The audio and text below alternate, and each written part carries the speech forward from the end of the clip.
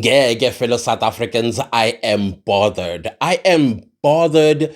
The more I try to forget about this, the more it bothers me. What bothers me about it is the South African media.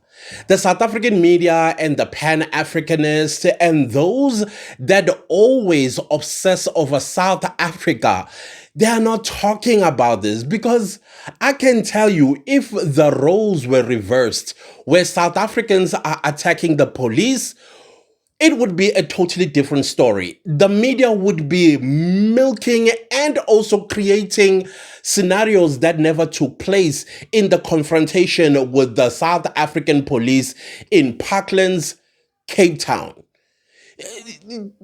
I'm playing these videos in silence because they're a little bit gruesome for me to show you exactly what happened in Cape Town. But as you can tell that Nigerians, they decided they are going to show the world how disrespectful they are towards the South African police. And the South African police themselves, they are not helping their own image because the world now is watching these videos and they are probably sitting and wondering, so it's that how it is in South Africa where the police, you can throw trash cans at them and they say nothing. And then when they break down the gate to try and enter, they are still blocked. In South Africa, the Criminal Procedure Act, yes, there are parts where it requires you as a police officer to have a search warrant. But if there is prima facie evidence that indeed that building there are drugs, they don't need a warrant to search. They go there and they do their job and then they come back with suspects and the evidence. But no, not our South African police. I've asked this question before. Do you think our South African police even remember their own training? And if they do remember their own training, what training is this that South African police have? Are these trainings updated to today's crimes? Because crime does not stay the same, they upgrade. We have cyber crimes right now, and the Nigerians are having a field day in our cyberspace by scamming people from around the world. South Africa now suddenly appears as one of the countries that has cyber crimes that you should look out for. I think once upon a time we did not feature anywhere, and suddenly now we are in the top 5. Why? Because our intelligence, our South African police services that are supposed to be curbing all of these crimes, I don't think they know what to do. I don't think the intelligence of our country know what to do either. So these Nigerians, they see all of these things and they're like, this is heaven for us. That is why they are able to buy expensive vehicles, drive them unregistered, and also without a driver's license. And on top of that, the driver is also illegally in South Africa. All happening right here under the watchful eye of the South African Police Service. So then the question now is, what exactly is the relationship between South African Police Service and these illegal criminal Nigerians that are literally getting away with it? I mean, if you look or watch Sizokuthola by Xolani Khumalo, Xolani Khumalo always complains about the same thing all the time. Every time he catches a suspect, he was like, but didn't I bust you last week? And then I handed you over to the police, and here you are back selling the same thing, and I'm busting you again. And then when he does another round, the same Nigerian is busted again by Xolani Khumalo, and Xolani Khumalo is like, this is the second time you've been let out. So clearly there is a relationship between these Nigerians and the South African Police Service. Now, when it comes to now the police service of our country, remember their job. And now they have to execute and implement the job. And then they come across the very people that they've been collecting money from. What do you think the South African police will do? Oh, let me show you what they will do. yeah, parklands, they will look like they are paralyzed. Like they've forgotten, okay, what is our next move again? What do we do next? Because if they took any action, they will be taking action against the people who feed them, who buy them Louis Vuittons and Gucci's and take them to Dubai. So that is why they look the way they do. It's not like they don't know what to do. They know exactly what to do. Even when they fired the few rubber bullets that hit the other one and split his lips, you can tell that it was all done hesitantly. Now, I want to take you to Vicksburg, where Andres Tatane was shot close range with a rubber bullet and he died. That's how the South African police treat South Africans wherever there is, whether it's a peaceful protest, the moment the police feel like, oh, we want some little bit of action, they fire rubber bullets and chaos ensues after that. When it is South Africans who are just peacefully and minding their own business and sending a message to the government. But you have people that are suspect. In fact, the people that send them there, because they knew that those apartment buildings are hotspot for drugs. That's where they are manufactured. That is where they are dealt with. That is where people go and buy. But the South African police who have jurisdiction in that area were blocked from going in. Well, eventually they did go in, by the way, and about 2 million rand worth of drugs were discovered. And while they were busy doing that, a Nigerian tried to act all hero to protect his stuff. And he was carried in a body bag. And what did the Nigerians do? Oh, they wanted the world to know that the South African police stole from them. Meaning that because the police were doing their job and they confiscated drugs. That's the police stole those drugs. They stole. Not that the police were doing their job, but stole. And what is the media of this country saying? What the Pan-Africanists are saying? What Nigeria and Ghana is saying? What? Nothing. But if it was South Africans that were in a standoff with the South African police, Farouz Kachalia would say, shoot them. Well, rubber bullets, of course. Or in fact, you would say disperse them. And we know dispersing what it means. That is how much our government hates us, guys. This government hates South Africans with everything they've got in their body. Because not once Farouz Kachalia came out to condemn the Nigerians. 2, you do not condemn them in a country that loves its national security and make sure that it protects and defends its national security. They would have rounded up all those Nigerians and deported them, because it's clear that they have demonstrated how dangerous they are to the security of South Africans. If you are going to attack South African police service, you are attacking the very rule of law of the country. Some of them even say in the video, we are soldiers. We are soldiers where we come from. What does that mean? You are telling the rule of law that you are a soldier where you come from. In other words, that's treason. That's a declaration of war. You are threatening a country, a sovereignty. But no. Farouz Kachalia sitting on his ears. Oh, what happened to the South African Human Rights Commission? It's saying nothing, but I bet if the police had fired rubber bullets, it will be the South African Human Rights Commission that will be making the noise on Mount Everest about how inhumane the South African police acted. Yet they were being attacked, blocked from doing their job. And none of those Nigerians were ever rounded up and arrested for obstruction of justice.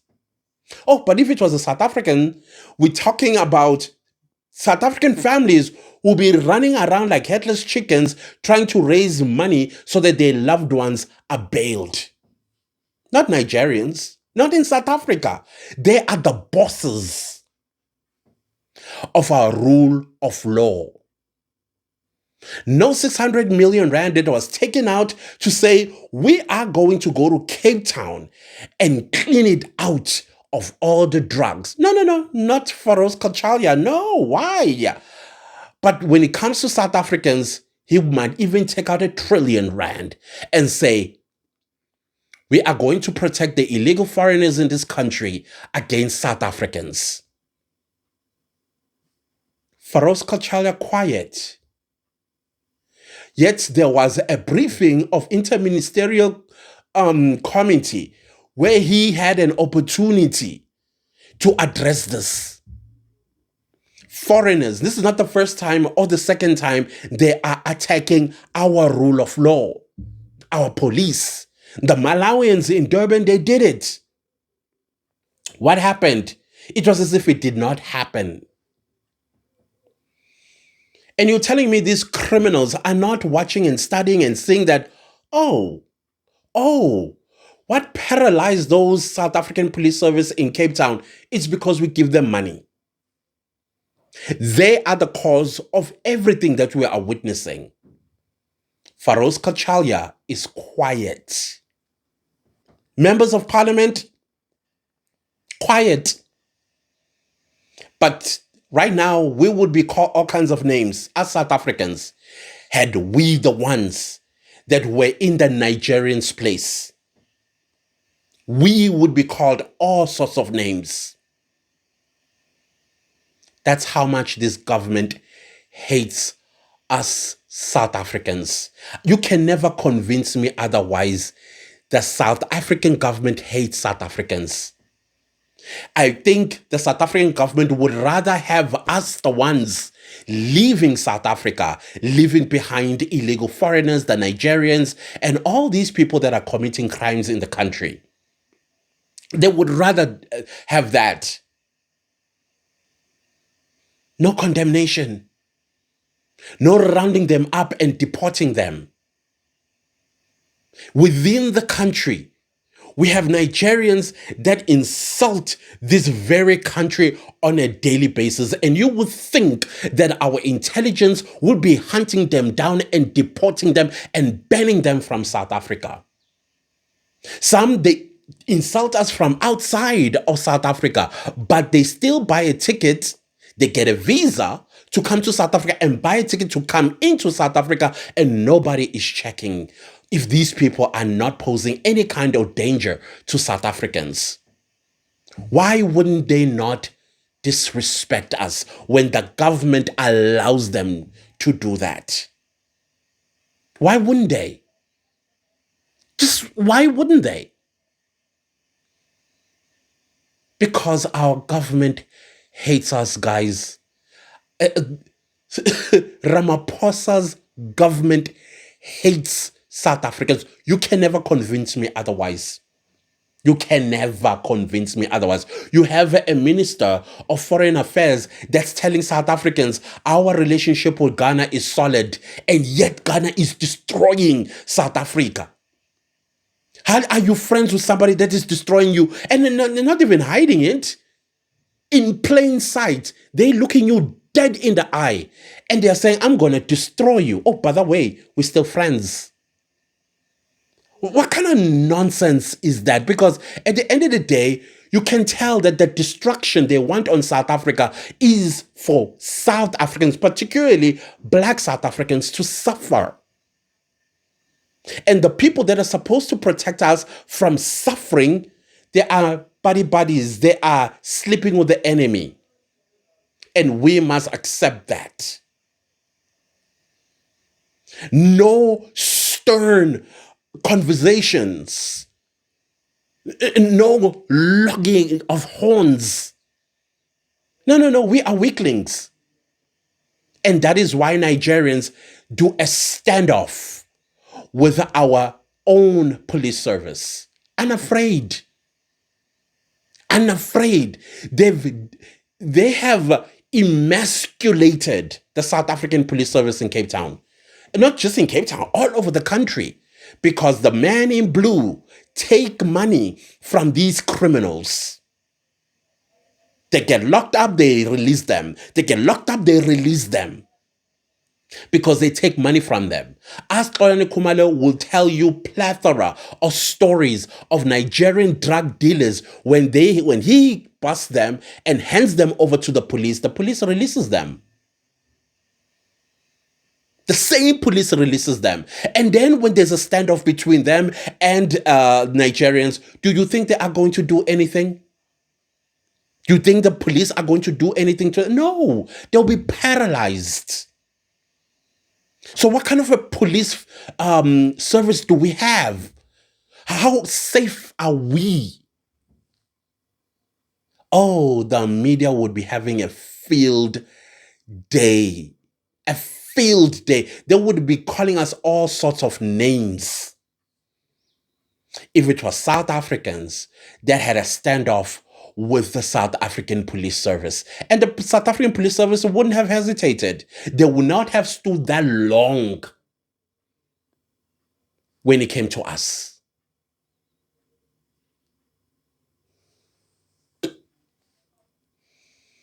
Whose country is this? Whose country is this? Ramaphosa, please answer this question. Whose country is this? And don't tell me it belongs to South Africans, because you would not be treating us the way you are if it belonged to us.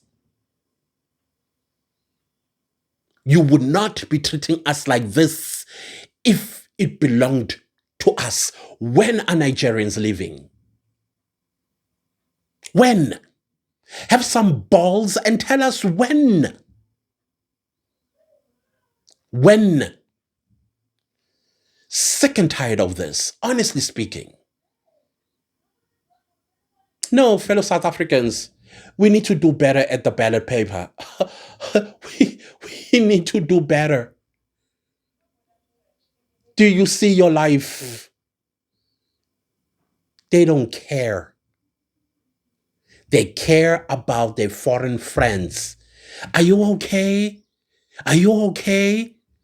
Don't worry, we'll get those lips fixed. All for free. South African taxpayer, those nonsense people will fix it for you.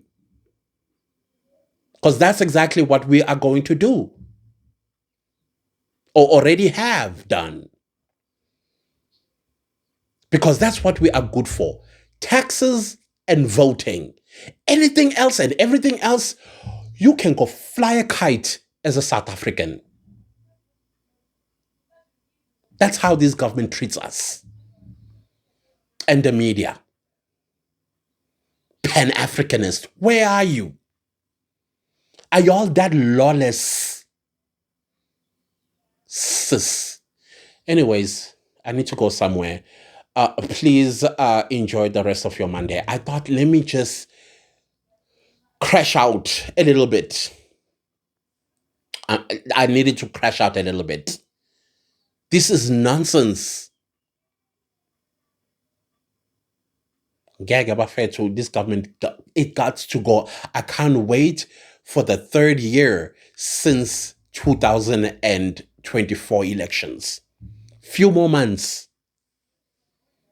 2029 is too far. It's too far to be treated like this on a daily basis. Ronald Lamola has gone back to calling us vigilantes, xenophobes. And yet the president of this country came and told us that we are not xenophobic, but his Minister of Foreign Affairs is calling us xenophobic. So which is which? Which is which? Our police don't exist. They are in the pockets of Nigerians. Then when now they have to do their jobs, they are paralyzed. Just paralyzed. But they will never do that to the Nigerian police, not even argue back. But no, in South Africa, what? There's no such a thing as a rule of law. We are the law, says the Nigerians. Sure.